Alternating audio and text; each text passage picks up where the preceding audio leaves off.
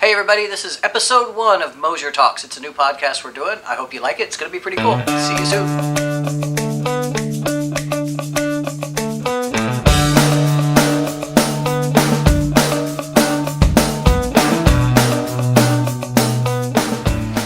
So I went online and asked a few of you guys some questions about what you thought would be good topics of general interest that I could talk about and answer on this podcast. And I got a few answers, and I'd like to go over some of those with you. I'll start out by saying, MosierData is a Google partner. We do a lot of cool stuff with advertising, both online and on Google and Facebook. And I know this podcast is a little rough around the edges. It's the first time. I'm not used to talking to a camera. I'm used to talking to people, so bear with me on this, okay? Anyway, the questions that I got, actually this is the first one. I'm going to start out with Kate from my office and more here in Lakeland, Florida. By the way, if you are a small business and you are looking to get out of your house and you want some office space to work at, go see Kate. She's got a really cool setup over there. We actually use it for our Partner Connect webcasts, where we use our conference rooms, and very reasonable, very good people, and you probably meet some good connections over there too. But anyway, Kate asks, tell me if this is a good question or not. Is there an advantage to running a Google ad versus a Facebook ad, or should someone be running both? Kate, that is a really good question. The answer really depends on what you're trying to accomplish. A general rule in advertising is you want to advertise where your customers are, where your potential customers are. So if they're on Facebook, then you're going to want to obviously advertise on Facebook. If you're on Google and they're searching questions and you're trying to answer those questions, then you want to be on Google. If they're both places, then you want to be both places. Anyway, is there advantage to running a Google ad versus Facebook ad?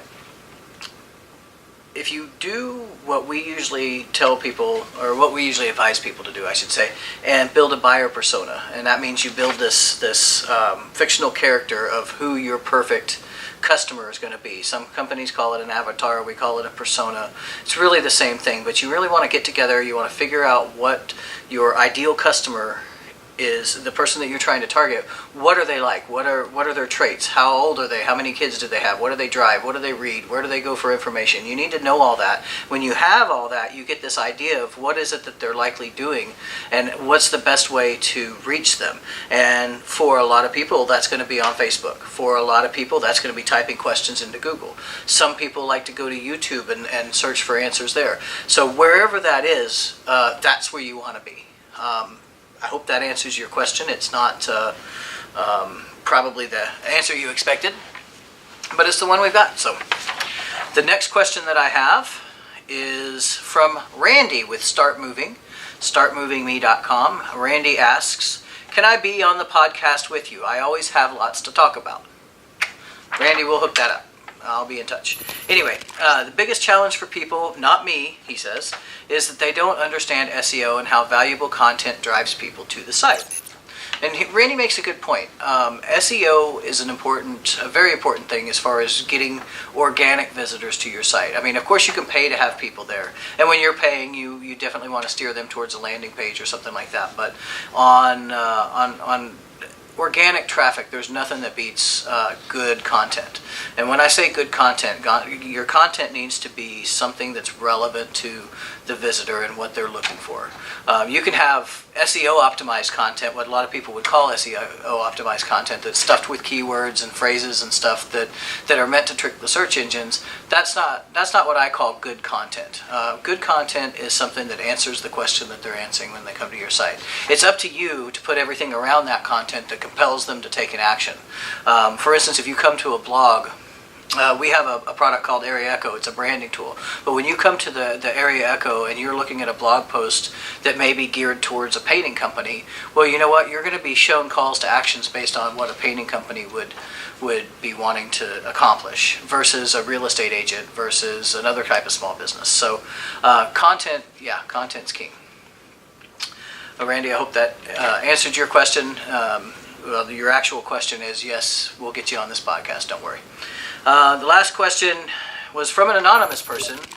Why is your hair getting so long, and how long are you going to let it grow? I don't know. We'll let you know.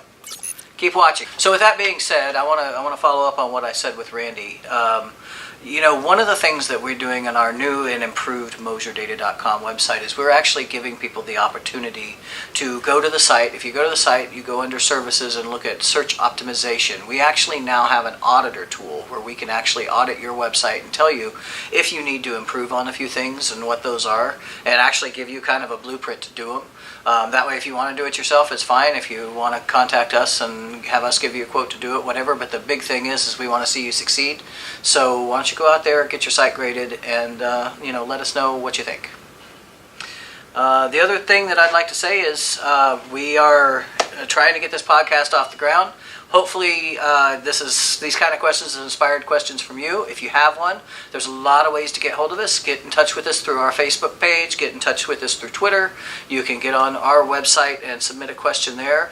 Or if you're friends with me on Facebook, direct message me. I don't know. What else? What else can we do? Alex? Drop down a question. Drop down a question? In the comments section below. Oh, yeah, that's true. You can actually comment on this video and leave us a question there as well. We'll make sure we get you on the air.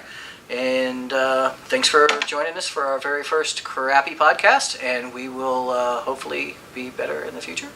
Woo!